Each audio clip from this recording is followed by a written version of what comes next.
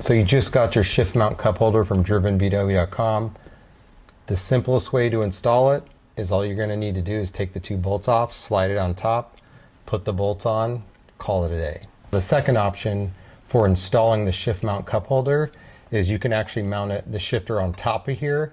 You'll need to take the lockout plate out, put that on top, bolt it down, you're good. If you have an empty shifter, they have a little piece of metal like a slit like this that goes under it. You can basically delete that, put the shifter right on top, you're solid. It's really as simple as that. So let's go ahead and install the shift mount cup holder. The design follows the mount of the shifter.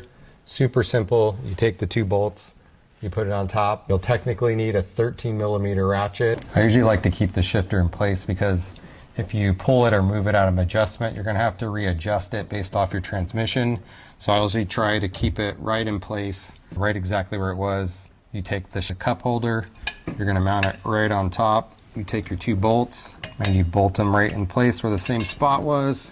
Usually what I'll also like to do is just keep it a little loose. Get it hand tight, make sure you got that still in the spot.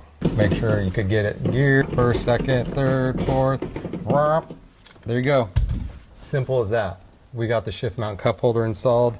So you got that big old drink, bam, holds right in place. Easy. You're good to go.